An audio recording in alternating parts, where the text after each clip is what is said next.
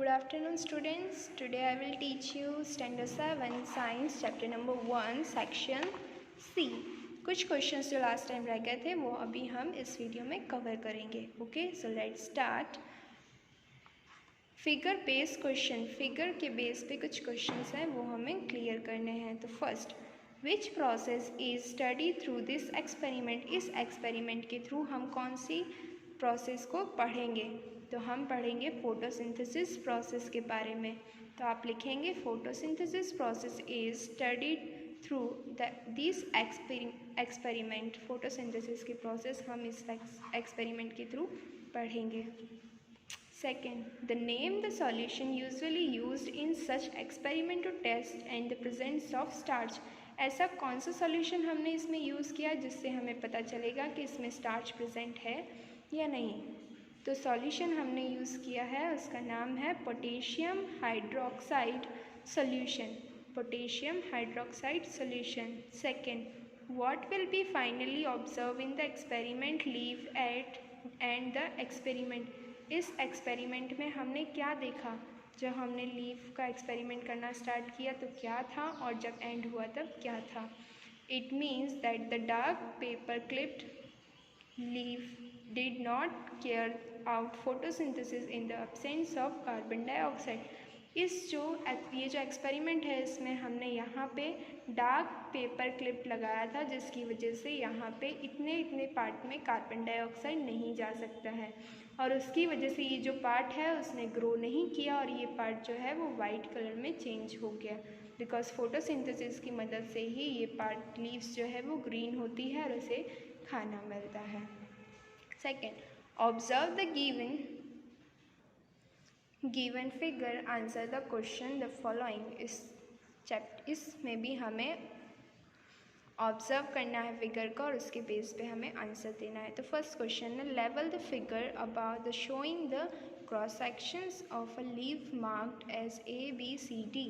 तो ये जो ए है उसे हम क्लोरोफिल कहेंगे, बी जो है उसे हम गार्ड सेल कहेंगे और सी को स्टोमेटल ओपनिंग कहेंगे.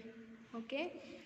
Second, state the role of part B. हमें पार्ट बी यानी गार्ड सेल का रोल बताना है कि इसके अंदर क्यों ज़रूरी है. तो guard cell regulate the opening and closing of stomata. Guard cell जो है वो स्टोमेटा की ओपनिंग और क्लोजिंग का रेगुलेट करता है.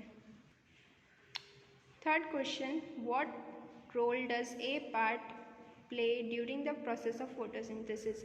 फोटोसिंथेसिस के दौरान जो पार्ट ए है वो क्या प्रोसेस करता है. Photosynthesis process by which plant contain chlorophylls make carbohydrate from water and carbon dioxide presents in the air in the presence of sunlight. Photosynthesis की प्रोसेस में क्लोरोफिल खाना बनाता है. कैसे? कार्बोहाइड्रेट से, वाटर की हेल्प से और कार्बन डाइऑक्साइड की प्रेजेंस में, वो भी किसमें? सनलाइट के प्रेजेंस में. तो क्लोरोफिल भी एक इम्पॉर्टेंट पार्ट है फोटोसिंथेसिस का. Second, what type of plant is bean plant.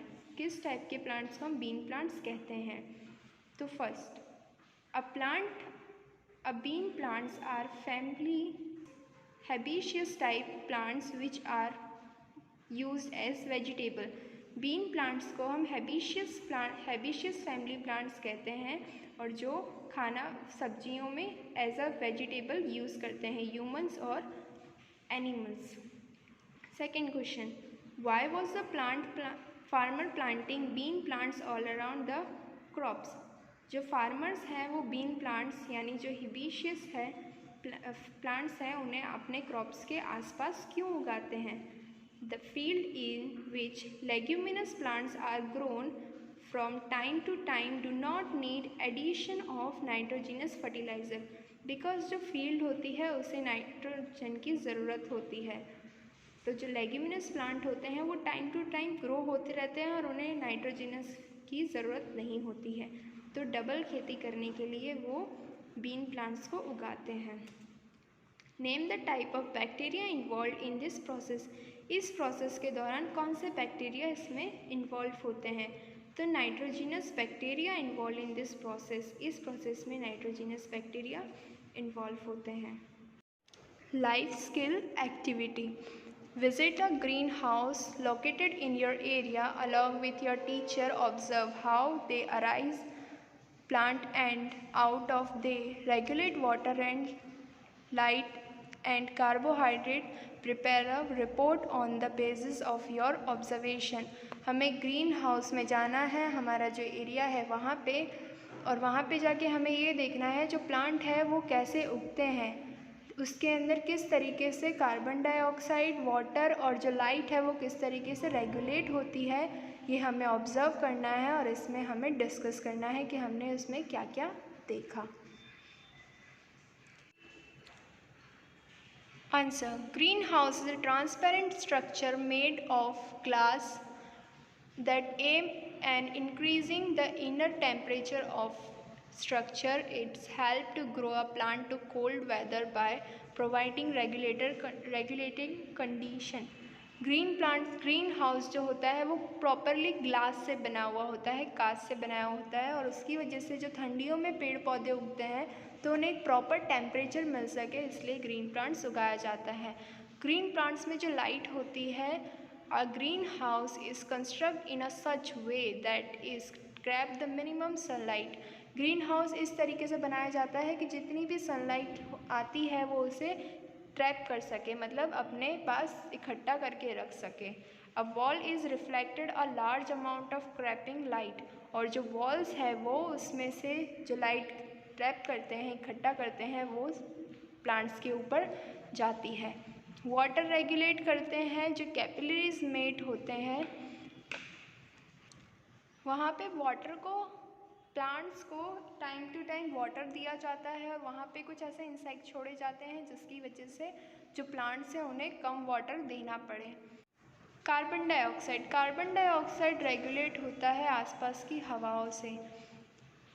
Fans are placed, वहाँ पे पंखे भी लगाए जाते हैं जहाँ पे जो बाहर की कार्बन डाइऑक्साइड है वो वहाँ पे आ सके, कंप्रेस कर सके, और जो ऑक्सीजन है वो वहाँ से बाहर जा सके। इसलिए ग्रीन हाउस में ये सारी फैसिलिटीज़ रखी जाती है जिससे हमारे जो प्लांट्स होते हैं वो काफ़ी हेल्दी होते हैं। इस वीडियो में हम आपको चैप्टर नंबर 1 हमारा कंप्लीट हो चुका है। इसी के साथ में आप अपने वर्कबुक में कंप्लीट कर लीजिए। अगर आपको कोई डाउट होता है तो आप मुझे कमेंट में या फिर मैसेज करके पूछ सकते हैं। अभी तक आपने हमारे चैनल को सब्सक्राइब नहीं किया तो प्लीज़ सब्सक्राइब कर लीजिए, लाइक शेयर कमेंट करना ना भूलिए। Thank you for watching.